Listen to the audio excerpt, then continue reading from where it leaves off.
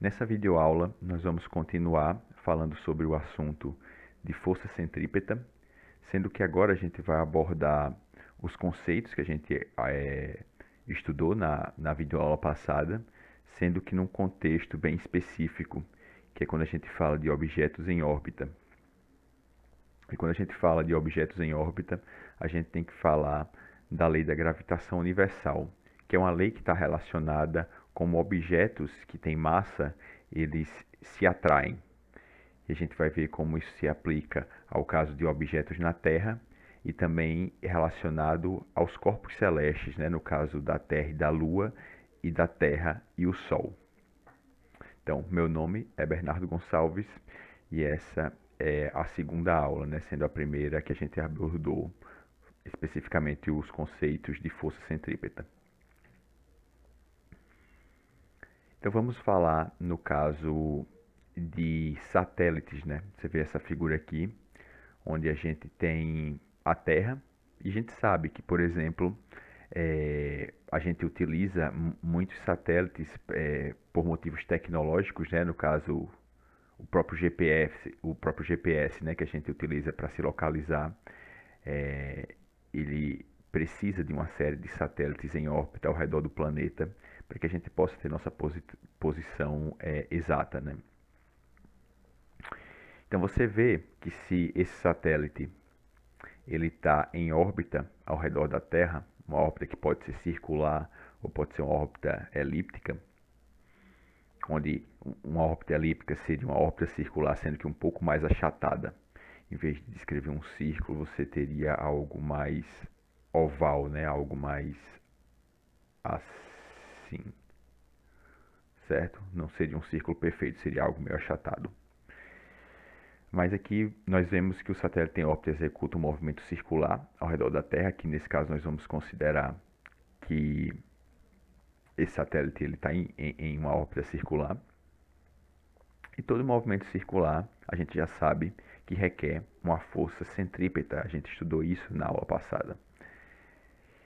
Nesse caso aqui, qual é a força centrípeta que mantém o satélite em órbita ao redor da Terra? A gente estudou na aula passada que sempre que existe um movimento circular, existe força centrípeta, sendo que essa força centrípeta ela pode ser de diversas naturezas diferentes. Uma das que a gente abordou bastante na aula passada era a atração. A atração funcionando como força centrípeta. Nesse caso aqui, quando a gente tem objetos ao redor da Terra, aí é quando a gente fala da lei da gravitação universal. A Terra tem uma massa muito grande, né, em comparação com a massa do satélite. Então, como a gente vai ver num exemplo mais à frente, né, tanto a Terra atrai o satélite, como o satélite atrai a Terra. Existe uma atração mútua. Isso vem da terceira lei de Newton. Se um corpo A ele exerce uma força sobre o corpo B ele também vai exercer uma força sobre o corpo A de mesma direção e sentido contrário. Então, nesse caso aqui, a força centrípeta é a força que a Terra exerce sobre o satélite. Essa é a força resultante centrípeta, que a gente pode considerar que é uma força de atração gravitacional, né, que é descrita pela lei da gravitação universal proposta por Newton, como a gente vai abordar em um outro slide. Então, como a gente viu, aquele satélite ele está em órbita, mas como é que a gente faz para colocar um objeto em órbita, né? Então aqui a gente tem uma simplificação, um passo a passo de como seria possível colocar um objeto em órbita ao redor da Terra, né? No caso, como a gente viu ali, o satélite. Então você imagina que você tem uma pequena bola com a massa qualquer, m, e que você exerce sobre... Você simplesmente coloca essa bola para se movimentar em linha reta com uma certa velocidade horizontal, né? pode ser qualquer valor, né? Um valor qualquer a princípio. Vamos dizer que é 10 metros por segundo. Então essa bola vai deixar essa mesa com a velocidade de 10 metros por segundo. Mas o que é que acontece? Essa bola, assim que ela deixa a mesa, ela não segue um movimento retilíneo uniforme. Se ela não segue um movimento retilíneo uniforme, que é a primeira lei de Newton, o que é que significa? Significa que existe uma força atuando sobre essa bola quando ela sai de cima da mesa. Existe força resultante sobre ela, senão ela continuaria em linha reta. Qual é essa força resultante? É a força peso, como está descrito aqui, né? É a força que a Terra exerce sobre essa pequena bola. E a gente vê que quando a gente dá essa velocidade, digamos de 10 metros por segundo, a bola ela descreve essa trajetória. Vai se continuar se movendo na direção horizontal, mas como existe uma força na direção vertical, ela também começa a adquirir uma velocidade no eixo vertical.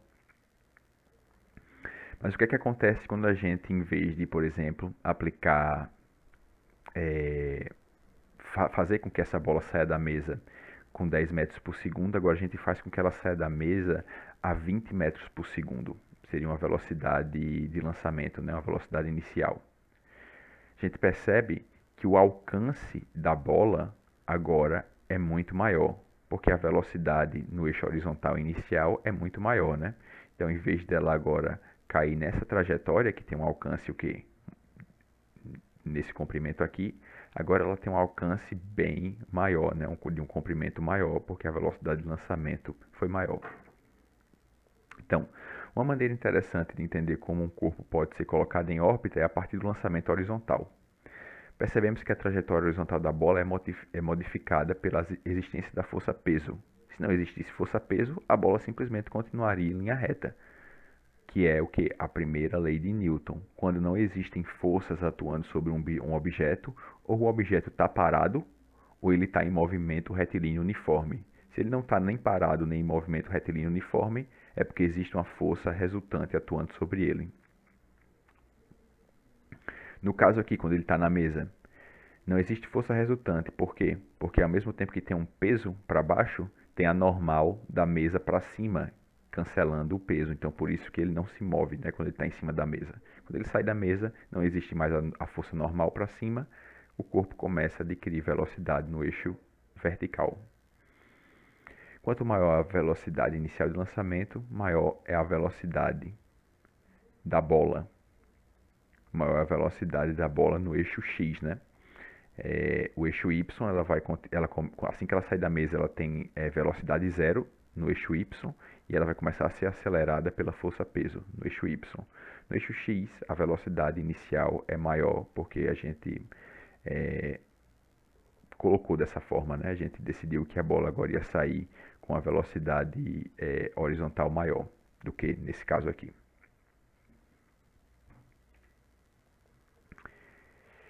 Então, o que é que foi que Isaac Newton, o físico que propôs a lei da gravitação universal, o que foi que ele pensou? Ele propôs que seria possível colocar um objeto em órbita se a base de lançamento fosse suficientemente alta. Você imagina aqui ter um canhão, né, que vai lançar um projétil, uma bola aqui de metal, de um lugar bem alto da Terra. Digamos aqui que aqui é o Monte Everest, ou o monte ainda maior, que você não tenha mais um efeito muito grande da atmosfera da Terra. Então você vai chegar numa base bem grande e vai lançar uma bola. Então ele disse que se fosse possível uma base suficientemente alta, isso é para a gente desconsiderar os efeitos da atmosfera da Terra. E outra condição é que a velocidade de lançamento fosse suficientemente elevada. Se essas duas condições fossem satisfeitas, então Isaac Newton ele pensou que seria possível colocar um objeto em órbita, um objeto que ficasse circulando ao redor da Terra. Então o que foi que ele pensou? Ele pensou justamente nessa analogia. Nossa, se eu lanço um objeto de uma mesa e ele tem um alcance, digamos, L, né? De um comprimento L. Eu lanço com velocidade maior, eu tenho comprimento 2L. Então vamos dizer que eu continuo aumentando a velocidade do lançamento. E eu estou lançando de um local bem alto na Terra, né? Então vai chegar um ponto, ó, primeiro com a velocidade x, ou uma velocidade v, né, melhor dizendo, depois 2v, 3v, 4v, 5v, e você vai aumentando, aumentando, e o alcance da bola é cada vez maior. Ela cai num ponto cada vez mais distante na Terra. Até que vai chegar um ponto em que ela não vai mais cair na Terra, né? Ela vai cair eternamente em um círculo ao redor da Terra, onde a gravidade agora vai atuar como uma resultante centrípeta nesse movimento circular. Foi isso que Newton pensou. Situação de órbita corresponderia à situação em que o objeto continuaria caindo eternamente, sempre sob a ação da força-peso. Nesse caso, a ação da força-peso funcionaria como a força resultante centrípeta.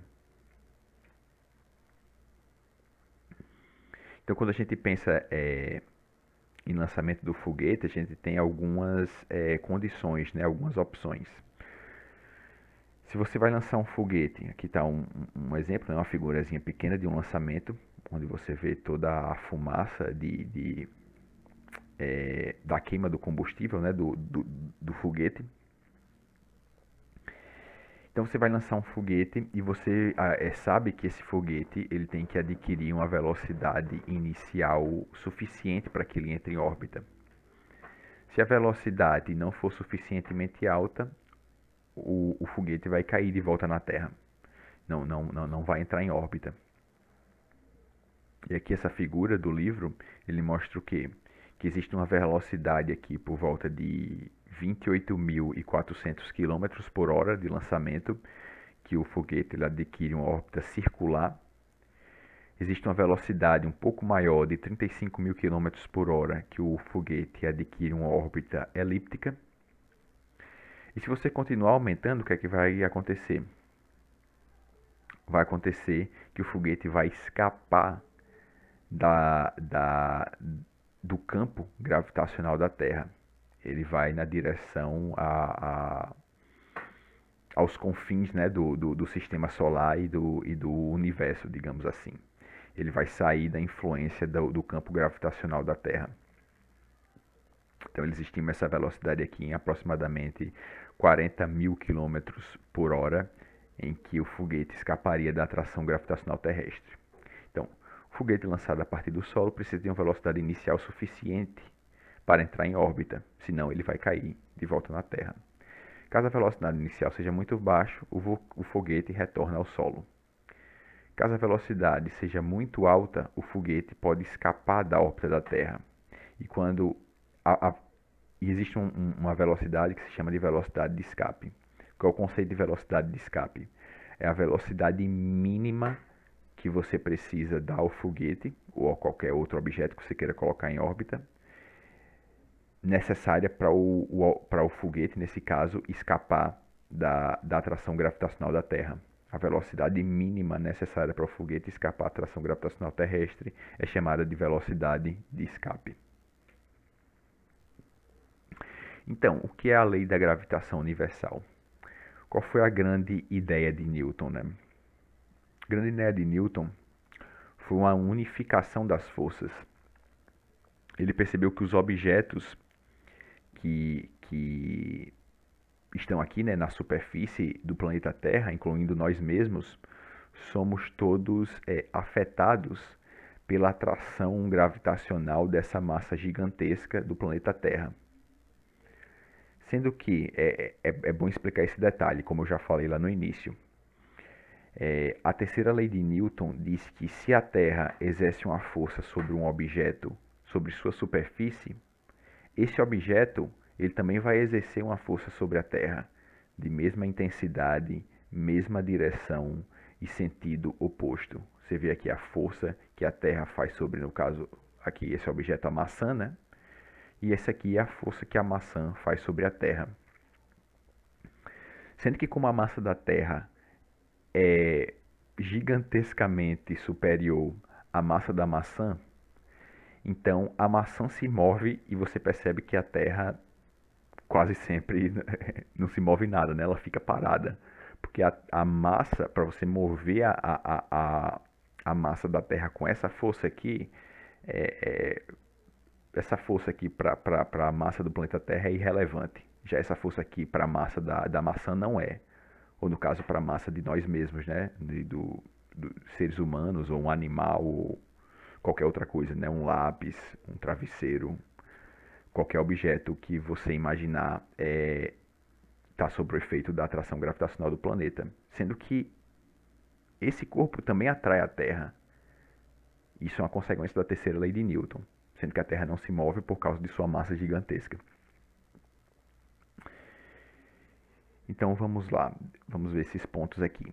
A força-peso que atua, então, essa força que a Terra faz sobre os objetos, ela é conhecida como força-peso, que atua como força resultante centrípeta no caso dos satélites.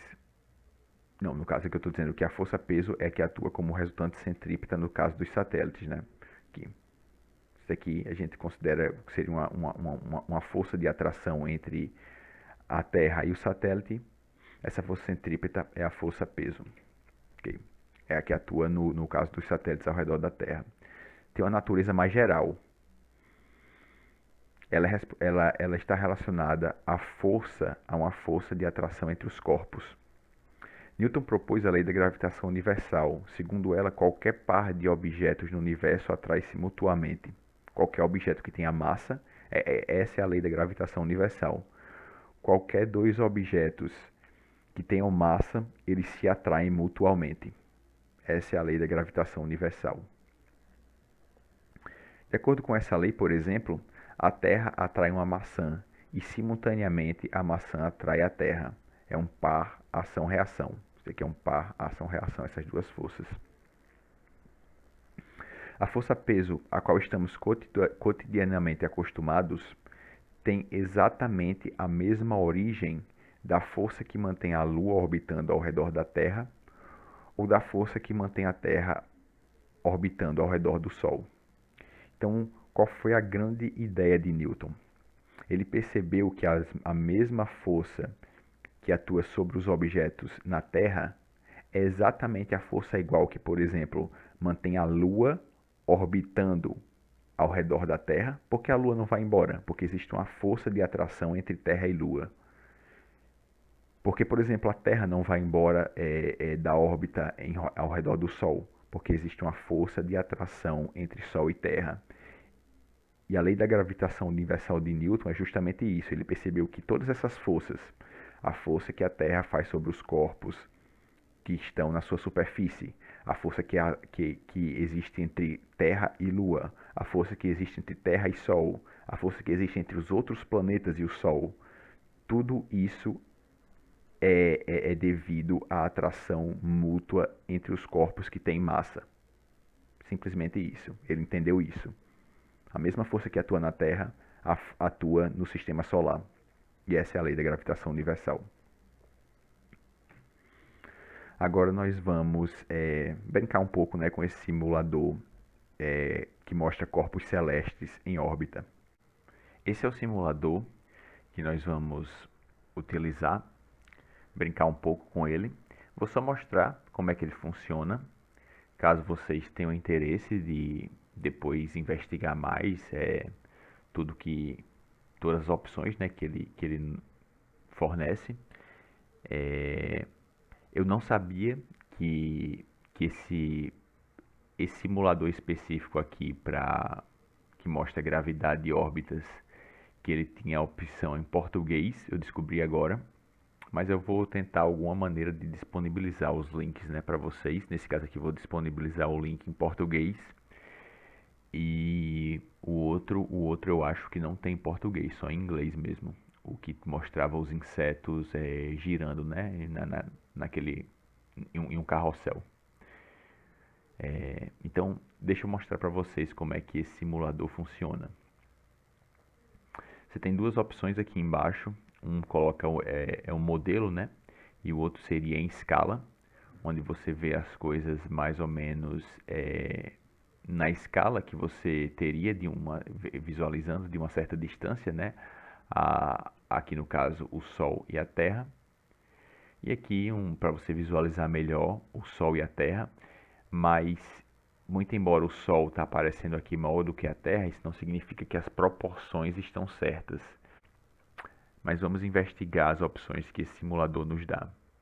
Ele dá aqui a opção de você controlar a massa da estrela. No caso aqui está selecionado com a massa do nosso Sol, mas você pode selecionar para metade da massa. Pode selecionar para 1,5 vezes a massa. Claro que a estrela vai aumentar, né? Também para 2 vezes a massa. Vamos deixar aqui na massa do nosso Sol. A gente também pode mudar a massa do planeta. Está selecionado aqui com a massa da Terra. Você pode colocar para metade da massa da Terra. Colocar para 1,5 vezes a massa da Terra. Ou alguma coisa entre também, pode colocar. Ou então para 2 vezes a massa da Terra. Mas vamos deixar aqui selecionado na massa da Terra e na massa do Sol. E ele dá a opção de você visualizar o que? A Terra orbitando ao redor do Sol. Dá a opção também de ver Sol, Terra e Lua. Terra e Lua. E a Terra e um satélite. Então vamos iniciar aqui, né? Vamos apertar nesse... Não é nesse botão, acho que é nesse aqui. Não. É nesse aqui. Ok. Então você começa o satélite girando. É um satélite em órbita, né? Um satélite girando ao redor da Terra. Então eu começo por ativar essa caixinha aqui, que é a força da gravidade. Apertei e aparece a força da gravidade atuando tanto no satélite. Essa força aqui é a força que a Terra faz no satélite. E como a gente explicou na aula, essa força aqui que atua no centro da Terra é a força que o satélite faz sobre a Terra. Sendo que o satélite, como tem uma massa muito pequena, ele não vai movimentar a Terra. Mas a força que a Terra faz no satélite é exatamente a força resultante centrípeta que mantém esse satélite em movimento circular. Se eu quiser ver o caminho que o satélite faz, né, o traçado do caminho, aperto essa caixinha aqui e eu começo a ver o movimento circular que o satélite faz ao redor da Terra. Se eu apertar em velocidade, eu vejo a direção da velocidade do satélite em cada ponto dessa trajetória circular. A gente sabe, como a gente já mostrou nas aulas, que essa velocidade é tangente à circunferência. Em cada ponto, essa velocidade é tangente à circunferência descrita por esse satélite. E o que acontece? Aqui tem essa opção de você desligar a gravidade. A gente sabe que se a Terra ela exerce uma força da gravidade sobre o satélite, esse satélite vai permanecer aí em movimento circular. E o que vocês acham que vai acontecer se eu desligar a gravidade? Vamos ver. O que acontece é que o satélite ele sai pela tangente.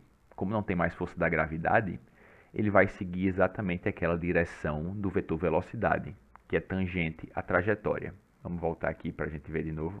Mas antes deixa eu ligar a gravidade, né? Senão não vai adiantar.